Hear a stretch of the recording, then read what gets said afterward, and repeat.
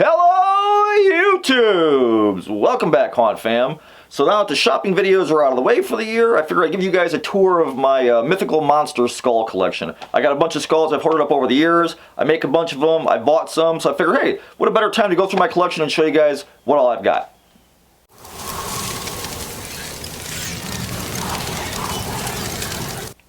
Okay, YouTubes, so this is my alien skull. I sculpted and then molded this guy a while back. I wanted something that looks like it hangs off of a predator's trophy necklace or something kind of weird and alien.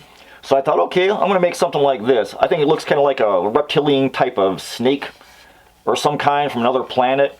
And then that's why I had mounted it on a plaque. The skulls don't always have to be sitting on a stand or whatever, so I'm really happy with this guy. He's pretty cool, looks cool on a belt, looks cool on a bandolier or something like that. Also looks cool just sitting on a shelf in a bookcase or something like that. So I also have just a human skull here for reference. That's just a standard resin skull off Amazon. My next little skull is my little woodpecker from Mars skull. I made these guys, I sculpted him, then I went ahead and made a silicone mold. This guy is rotocast in resin. And then sometimes I'll make them in solid resin just for the hell of it. But I wanted something different and weird, so it's got 6 eye holes. And I call this little guy my woodpecker from Mars. So I wanted something weird and kind of like a bird skull, because you see a lot of crows and some owl skulls on little plastic animal skeletons, but I wanted something different and weird to put like on a witch's necklace or on a staff or whatever, so I went ahead and made me a woodpecker from Mars. And that's my little guy right there. Now another skull I'm kind of passionate about is fetus skulls. I didn't have anybody. A lot of guys make them. I didn't have any, so I went ahead and sculpted my own. Only when you first get them out of the mold, again, it's a silicone mold.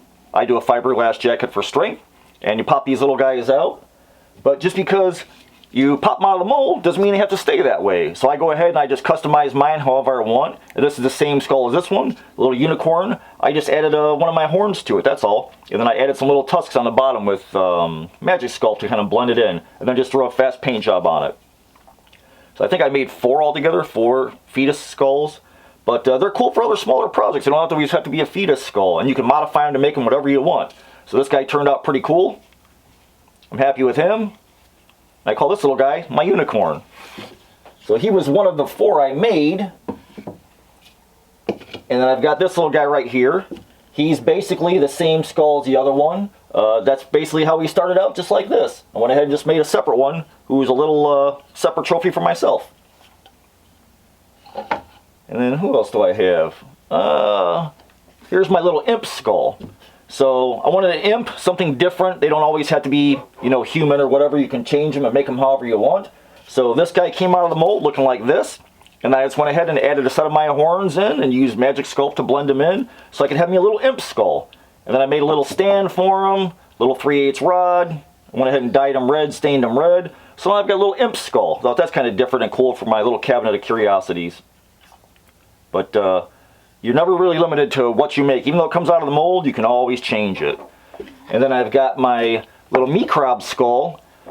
I did this guy because I thought he was kind of cool. I sort of liked the shape of his head when I was making all the little baby skulls and the fetus skulls. I thought, man, I wanted some like weird shape, odd heads, you know, because I love sideshow gaff stuff. So I call this little guy my microb skull. He's got sort of like a split head, almost like Gary Oldman in Dracula. He had sort of that V-shaped head, which is really cool. And I just thought that was freaking awesome. So I went ahead and made me a little microb skull. This is another one of my little fetus skulls. And then the last skull I made was my twin skull. So like I said, I'm a big fan of freak show stuff. I love conjoined twins. I went ahead and made a conjoined twin. I sculpted him, molded him in silicone. I go ahead and do a fiberglass jacket. I pour the whole mold in resin first, rotate it a couple of times like a rotocast, and I'll go back and fill it with rigid foam. So, love me some freak show stuff. Always wanted to have one of these little guys. I don't even know if a real one exists that where you could actually get it for like less than like $1 billion. So, it's always cool. Just go ahead and make your own. If you can't find it, just go ahead and make it, man. And you can start with anything small and just modify it and turn it into what you want. I think my last of my smaller skulls isn't mine. This guy is from Nick Lane at Stricken Ghoul. I follow Nick on Instagram under Stricken Ghoul. He's a cool dude, makes a lot of cool stuff. This is his little fetus skull that looks like a stretch skull. And speaking of stretch skulls, this is also Nick's skull. So this is like an Ecuadorian or Colombian skull, a stretch skull. Really freaking cool. Unfortunately, the mailbox people, the FedEx, whoever delivered it, kicked it in the face. But I thought it was actually kind of cool. I like that it's missing that little chunk. It kind of makes it look more authentic on a quick glance. But this is Nick's skull again. Super cool skull. I love all the stretch skulls from South America. Those are freaking rad. And the cool thing is that they actually existed. People did this all over the world. They modified their own skulls. So love me some stretch skulls, man. Now we have some of the smaller skulls out of the way. We can start with the large. Back, Bathsheba. Fat fool. Beat it, crackhead. Why you always wear two shirts? It's like 85 degrees outside. I'm chill. Is that speaker wire holding your pants up? Is that my speaker wire? I found it. I'm gonna beat you like a dollar store gnome. Oh. Yeah. Is that my butter knife? I found it. That's it, crackhead. Your ass is mine. Snap. World star. Okay, now before we're so rudely interrupted, let's get in the bigger skulls. So this is another skull I made. I started with the Nightmare Maker skull that I chopped up basically down to nothing, and I went ahead and sculpted on top of it to make a Loup-Garou skull. I'm a huge werewolf fan. I love the Loup-Garou mythos, where they can kind of control their chains. They don't change by the moon. They can kind of control their own shape changes, which I thought was really cool. So I wanted more of a human skull, but then like an extended jaw. So I just cut it and Loctited it and stretched it out, and then magic sculpt on top of it to make your own skull. And I like making usually wooden bases. I think they look cool for like an old museum or something like that. So this is an old candlestick I chopped up and just mounted it on that. So this is my Loup-Garou skull. So maybe one day I'll either remake this skull or I can mold it so I can have it at shows and stuff like that. But I always wanted kind of a half man, half wolf skull. Since I have a real wolf skull, I kind of blended the two when I sculpted this guy. And then just stained him really dark like he's been in a cave forever and somebody found him. But that's pretty close to human size for our human skull. So that is my Loup-Garou. This guy over here, I actually made him on my YouTube channel. I got a video on this guy somewhere. I wanted more of like a museum display. So I wanted like a demon skull that was more human. Like maybe like, you know, a young girl in India, you know, in the 30s or 40s. You know, they found her and she was like growing nubbin horns out of her head. So this is just, again, an Amazon skull I stained. And the top pops off. And you can do this for, I think, 25, 30 bucks, something like this. I went ahead and used an old compass or something like that as the mechanical hardware to open and close the mouth. I gotta hook the spring back up so the mouth opens. But I wanted a cool, like, vintage, like, museum display. So, again, you're not even really limited. You can just start with an Amazon skull and put stuff on top of it. But I always wanted a cool, like, little, again, like a gaff skull or a demon skull. So I went ahead and just made my own. And over here, we got my little goblin skull. So I love me some goblins. Didn't have a goblin skull. Didn't see anything in the store that was really cool. So I went ahead and made this guy. I sculpted him. I molded him. He's my own design. He's also resin cast. I go ahead and fill the mold with resin. Roll it around. Then I go ahead and backfill it with foam so it's nice and strong. So you put him on the bounce him off the ground or something. He's hard. He's not going to shatter or crack.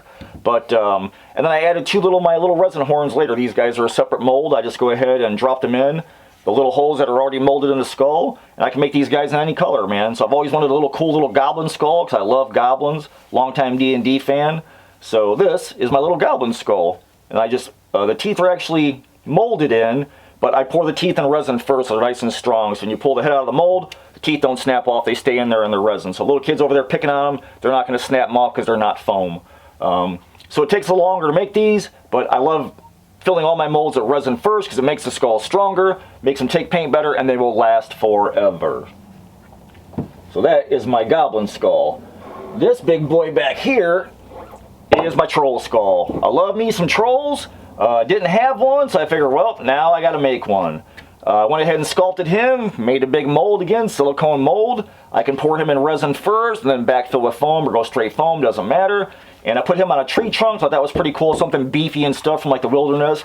And the tusks and teeth are actually resin. So you guys know, man, I'm constantly doing resin pieces. I like to make my stuff strong. If it's going to be outside on a spear and little kids are picking with it or it face plants on the ground, if it chips off, that'll just look cool like a broken tooth. So the rest of my guys, I just go ahead and drill up in there and I make my own teeth. I shave them down in a little bench grinder if I want to shave them down at all. And I've got a mold for the teeth separately, so I can just add those in. And I'm kind of working on a lower jaw for this guy. But I like the blue color, the pale blue. Blue or green for trolls for me. I think that's cool. I can make them any color. But I thought it'd be cool to have like a lighter bluer color in the collection, so that kind of stands out, looks different than just a plain white skull that's filthy. But that is my troll skull. And this guy right here is my three-eyed skull. So this again started as a Nightmare Maker skull that was kind of deformed out of the mold. So I cut the lower jaw off, I drilled out all the teeth, I sculpted my own teeth and magic sculpt and poked them in. And I went ahead and stretched it like a South American skull, almost like a cone head or an alien. And I just added a third eye socket, man. It's like, make it yourself. You can't find it, just go ahead and make it. I whitened the cracks in the top. And then went ahead and put a copper bar through my wooden block just to make it look more old school. But yeah, that's my three-eyed skull. I think he's cool. I'd like to make one of these one day that I can produce and mold it, or not sure yet. But I thought a three-eyed skull would be super cool to have because I've never seen one in the stores yet. So that is my three-eyed skull. And this guy again is foam, and he is magic sculpt on top. I don't like using air dry clay because it cracks, so I use magic sculpt. It's an epoxy clay. Lasts longer, it's stronger, so if he falls or gets knocked around, he's not going to get hurt. This guy over here. Alright, let's grab this guy. So this guy is my Cyclops skull. Sort of a young Cyclops skull, since Cyclopses are probably 9 to 12, 15 feet tall. But this guy is, again, started life as what's left of a chunk of Nightmare Maker skull in rigid foam. And I just put Loctite foam on top of this, just how I made my demon skulls in the video. I'll link my demon skull video below. And it's, again, you guys aren't limited, man. You can take what you want, add to it. These are my own resin teeth I make. I extended his lower jaw, filled it in with Loctite, did a little bit of sculpting on top. The eye is from KSL. Kayla makes awesome eyes. So I wanted just a little eyeball in here to poke in there. And the horn is also all Loctite. And then it's just my paint job and stain job and added fills. And again, just made a little display for him. So now I got me a little Cyclops skull. And he's super lightweight too. And because he's rigid foam, I can put him outside if I wanted to. You know, the kids don't knock him around or steal them. So again, just Loctite foam, so you're not limited. You don't have to have special materials, or you don't have to mold everything. This guy's a one-off. No mold exists for him, but I could turn around and make a mold for him. So, you know, maybe one day I'll do a full-size Cyclops skull. But love me some Cyclops and Mythical stuff, so gotta have him. And then when I was at Trans World, I saw these guys, didn't get a chance to get them, so when I got home I ordered it, and I can't remember the damn store I got it from. This is a resin skull, which is sort of a recreation, again, of a stretch skull from South America, the Ivaro tribe. A couple of tribes did it. You know, tribes all over the world actually stretch skulls. But I thought this was really cool, and I had to have one of these for my collection. Not mine, not my design. I can't think of the company who makes this. If I can figure it out, I'll put it in the description or whatever. But I love stretched and modified skulls, man. It just freaks me out that human beings actually did cool stuff like this, all on their own. And it's something that's cool that a movie just can't touch. This is real life right here, although it's a fake resin skull. So again, copper pipe for this one, just a 2x4 that I cut down, or 2x6 I cut down into a wheel. So made a cool little mounting base for them. So now I have me sort of a South American skull until I can find a real one. And again, speaking of trolls, this is my other troll skull. I think this is my first troll skull. Again, it's a chunk of Loctite, or it's a chunk of Nightmare Maker's foam with Loctite foam on top of it. It's all foam. The little teeth are resin teeth I make, and the rest of the skull is all Loctite. Put some wooden balls in there, painted just some eyeballs for reference, because I've always wanted to make a troll skull. So this is my sort of like my dry run before I sculpted this guy back here. So this was my first attempt with Loctite. Same way I make my demon skulls. Like I said, that video will be posted below for you guys to see. And this is my final result, and I'm really happy with. So like I said, I'm still working on a lower jaw for this guy, because I love me some trolls. I think blue is cool for trolls, or green. Again, longtime D&D fan. So my last two skulls, let's go with Mr. John Merrick here. So this guy I did not make. He is a resin skull. So I bought at Trans World in 22 when I went. John Merrick, man, Proteus syndrome. The guy was a real guy. I think in real life his head weighed 27 pounds, I think, right around there or so. He actually literally broke his own neck while he was sleeping, because he had to sleep with his head resting on his knees. And when I saw this, I was like, oh man, now his real head would have been way bigger than this. This is a way smaller recreation. But again, true life, I think Proteus syndrome is what they call it. Only like 13 people in the world have had it. It's not elephantitis like other people said. When I saw this, I thought, oh man, I gotta have this for my cabinet of curiosities. And this thing is just way freaking cool. Maybe one day I might even attempt to build my own, like, actual size, if I can get the good pictures or reference from his actual skeleton that's in, I think, the Museum of England somewhere. Last I remember. But yeah, this is John Merrick, the Elephant Man. And this is somebody else's recreation skull, which I don't know. I just know I bought it from the Gemini Company at Transworld when I went in 21. And again, all resin skull, so really freaking cool. I love this skull a ton. It stays in my cabinet all the time. I keep it in there. And my last monster skull is, again, one of my making. I wanted to have my own Frankenstein skull. Huge Frankenstein, fan. Wolfman. Love my monster skulls, my big three. So I thought, I gotta make me a Frankenstein skull. So again, I sculpted him in clay. I molded him. He's all one piece. I just dremelled the jaw off. The jaw, I've actually got a brass rod running through so I can move it a little bit. I like to get some brass threaded rod to kind of articulate like an old museum piece. I went ahead and used, these are, I think, 3D printer extruders or something like that, nozzles. They look way cool, but not too modern. And the back of his head, I've got a heat sink. Thought that was pretty cool. I got my own resin little staples I put in there. I didn't want to do just plain metal boring staples, so I went ahead and made my own staples for him that I glue in. The teeth are all individually glued in the bottom. I mold all the bottom teeth. The top teeth are, well, in this teeth I ground them out. The top teeth are part of the mold, but I either grind them out or I pour them in resin first, so the teeth are actually resin. So if he falls off a shelf or people are picking, they're not going to snap the teeth off because his whole upper lip is all resin. And like I said, his lower teeth, all resin too. He's a big old boy, man, compared to a human head.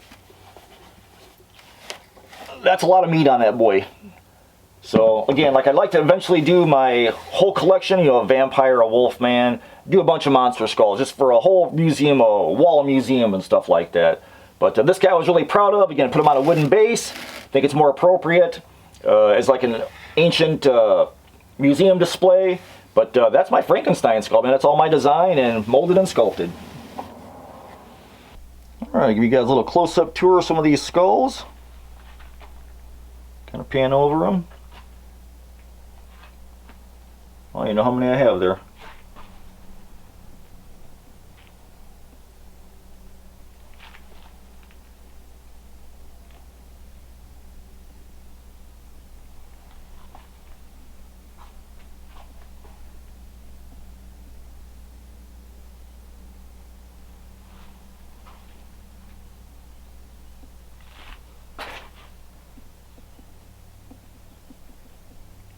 Okay, YouTubes, that's my mythical monster skull collection thus far. Most of these guys I made, like I said, resin and foam. Go ahead and sculpt them myself, and if there's something else you guys can't find that you're looking for, just make it, man. You can always start with an existing skull, a plastic skull, or a resin skull, and just sculpt on top of it and make the skulls you want to have. And if you're happy with it, make you a mold of it, and then you can produce them and sell them.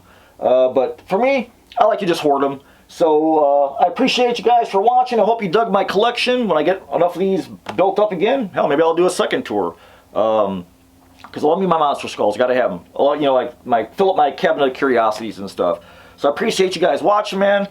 Thanks so much for hanging out with me. And I hope you enjoyed the skull collection. I hope it sparks you to go make your own skull. And until I see you again, man, keep it evil. Thanks for watching.